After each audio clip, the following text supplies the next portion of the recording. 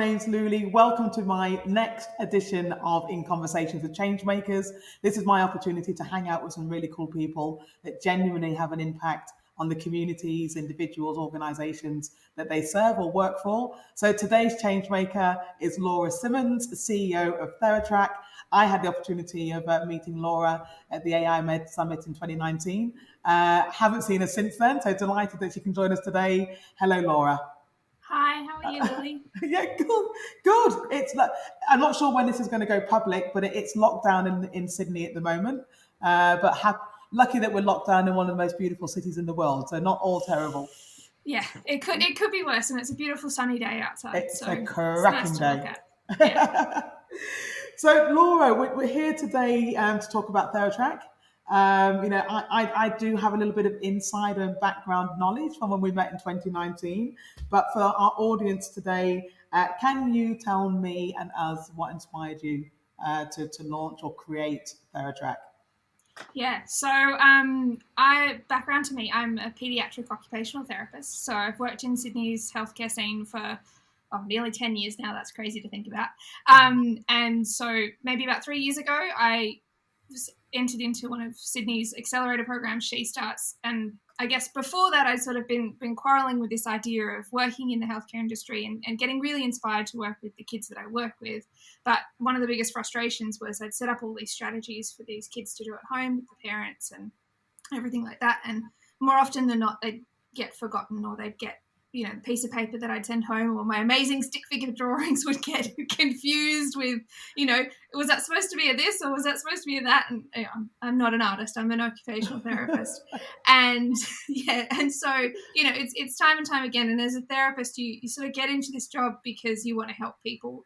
And I guess it can really sort of knock you for six when you try every week to help, and then things get forgotten. And again, it's no fault of parents, because they have lives, they have maybe multiple kids with disabilities. Like it's tricky, and it's all regard. And then I read this research article that said that the minute someone leaves a medical practitioner, they forget up to 80% of the information they're told. And I sort of went, okay, that's someone leaving a medical practitioner.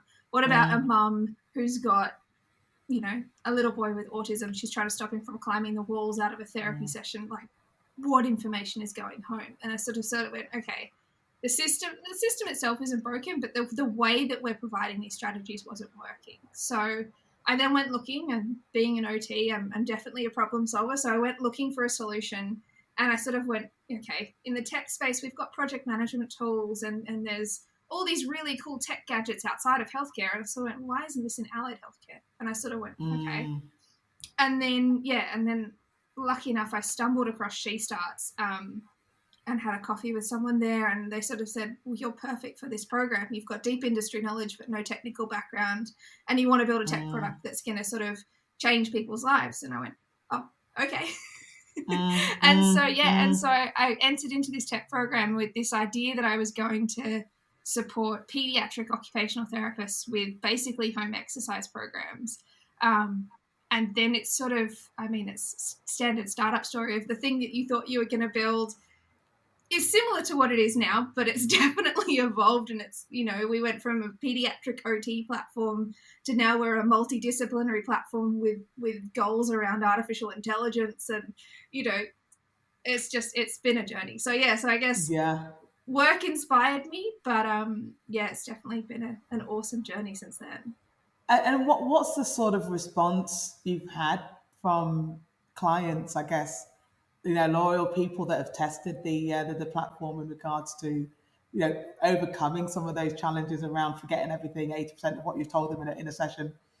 Oh my gosh, it's really cool to see. Even just parents just going, oh, I was confident with that strategy when I took it home. Or I had a story a couple of months ago, or maybe about a month ago, where a therapist came to me and she said, my client brushed their teeth by themselves this whole week.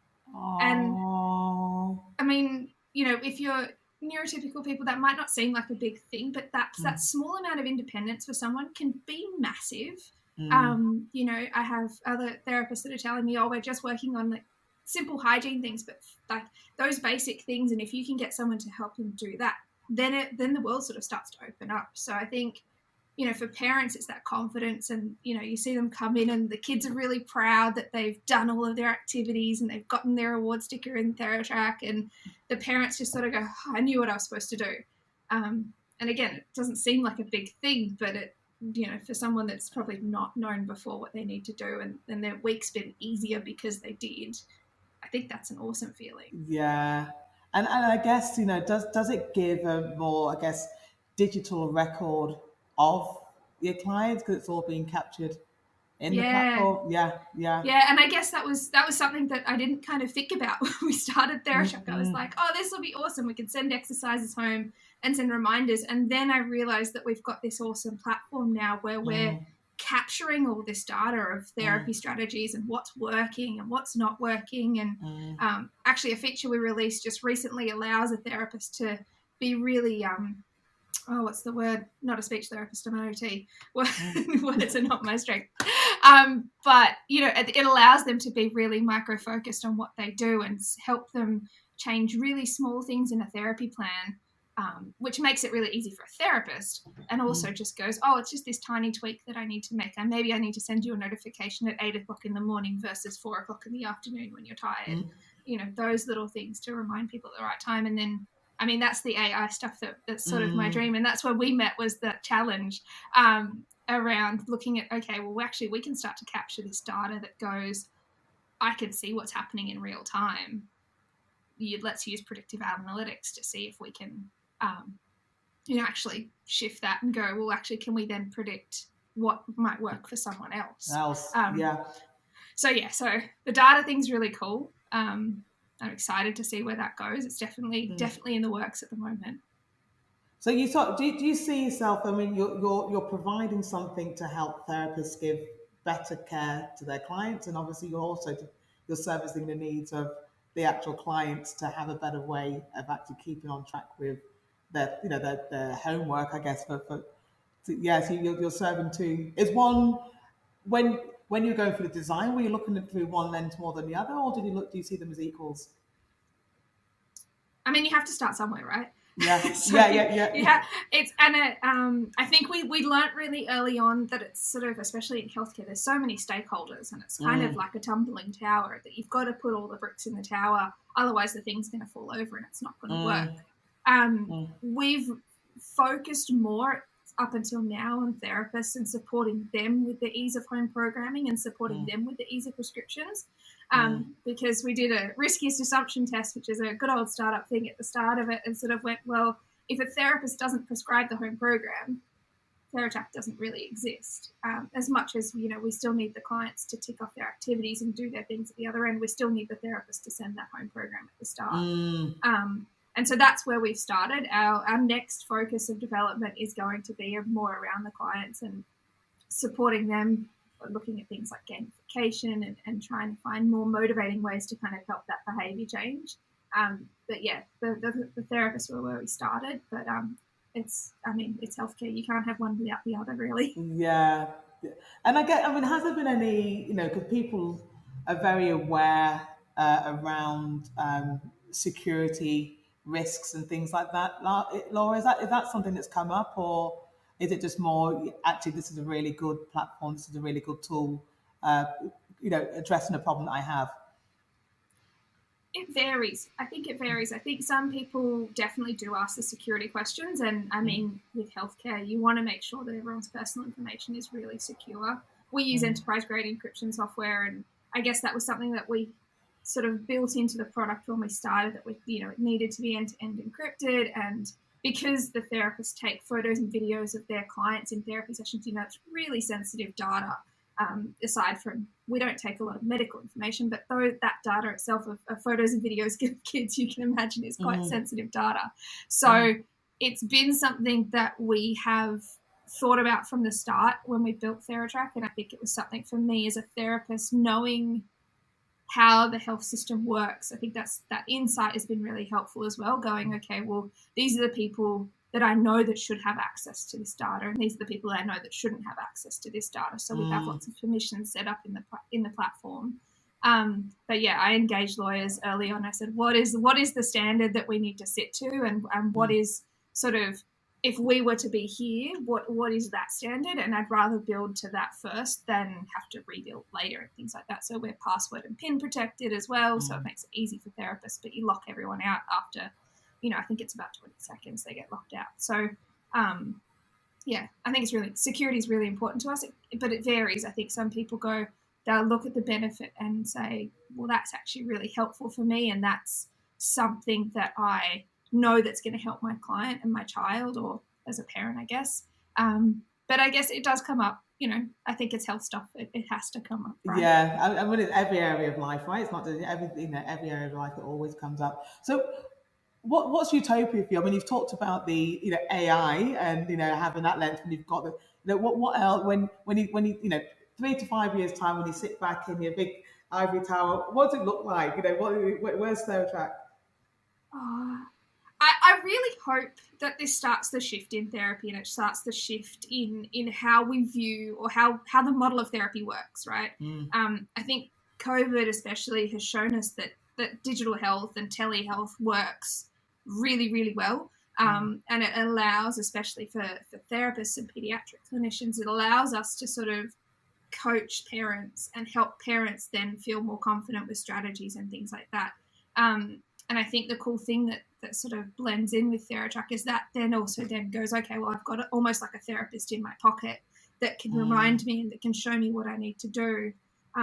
So I hope in the future that we don't just rely on this old model of therapy of like, I go and see Joe Bloggs once a week to do my therapy, and then for the rest of the time I'm not doing anything. I think to have tools that sort of integrate those things into our lives, and whether it's Theratrak, whether it's other ones, I think there's other exercise prescription platforms that are coming up as well. Like, they're starting to come up, and I think that's starting to be the focus for a lot of people. They're going, okay, well, if I'm paying this much money for my therapy session, I want to get the maximum out of it. And people also, I think, know that not everything happens in that hour.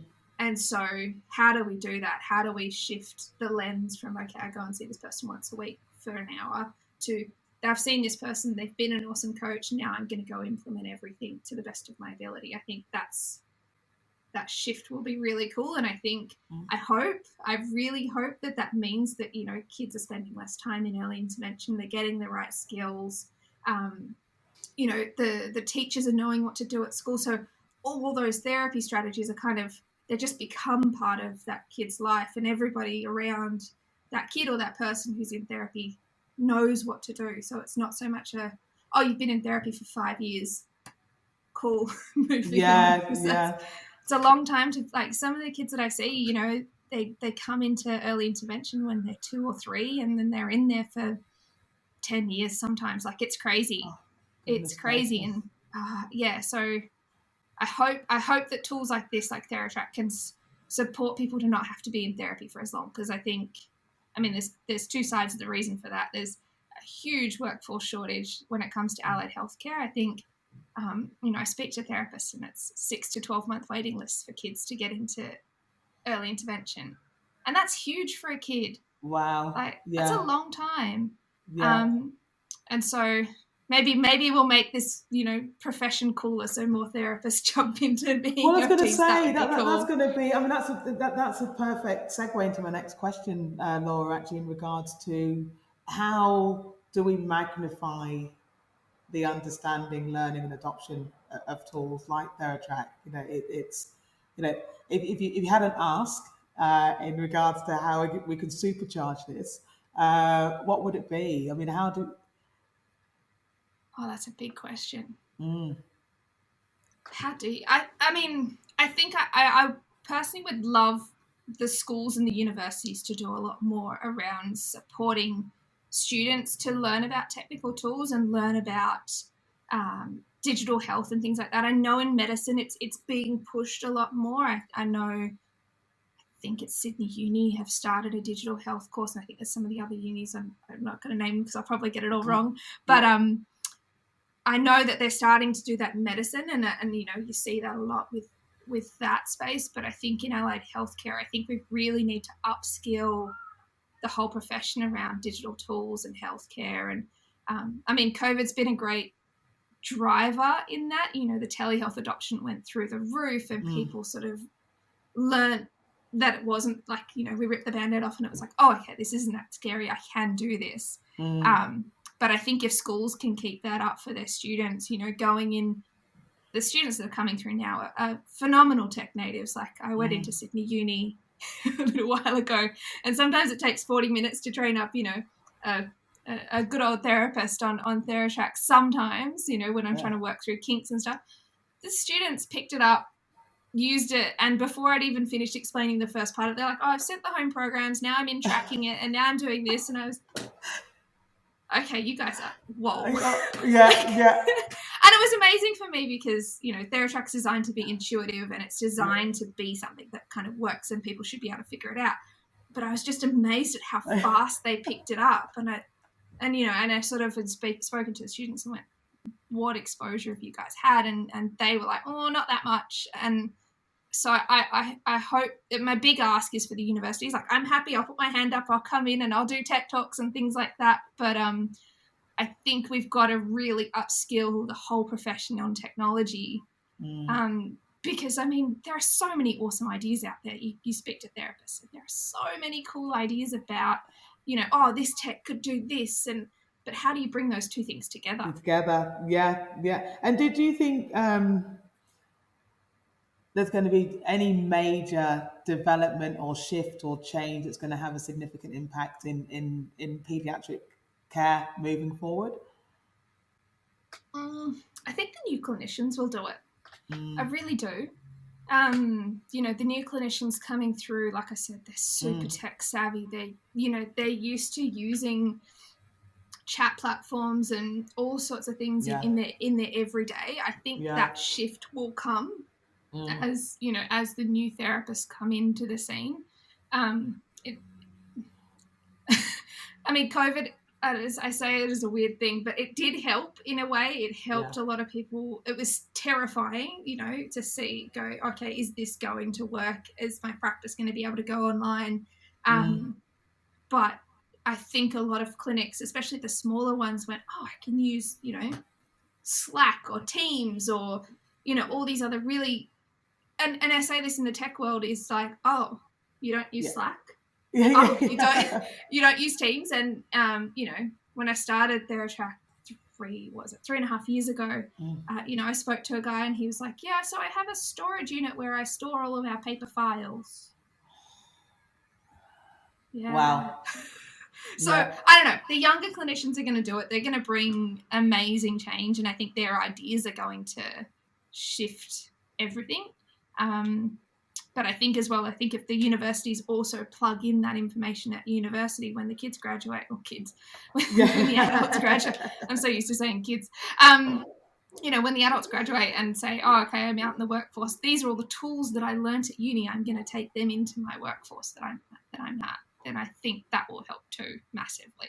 Yeah, brilliant. No, we love that. Well, I look forward, Laura, to seeing what does happen, and I hope that people do support you. I hope people do get on board. I hope you're right in regards to the new wave of clinicians being the ones that are digitally savvy and really change and improve the way that care is given across the whole board of health. But before I let you go, very important question: a new skill or hobby you've developed during the pandemic? I found skill or hobby. I found a lot of bushwalks around my house that I didn't know existed. I don't know if that's a skill or hobby, but I found there's a rainforest, weirdly enough, around the corner from my house, and I was like, oh, lived here for 7 years, didn't know that existed. That says a lot more about you than it does the pandemic. Look, it's getting out of the gym and into nature has been lovely. I think there's some beautiful things there, and cooking's probably the other one. I've always had a love of food. I definitely have learnt new things to cook. I've learnt how to make pasta from scratch. And I didn't go down the... That's the banana bread? Did banana bread, yeah. Yeah. But I didn't go down the bread path. I saw a lot of people make sourdough. I didn't quite get onto that, but I got onto the pasta. I think because it was faster. Beautiful, beautiful. Well, listen, Laura, thank you very much for joining me today. It's been great, and I wish you all the success with Theratrak, Thanks and so we're here to much. support. So, all the best. Yeah, I really appreciate it. Thank you. Speak to you soon. Bye bye.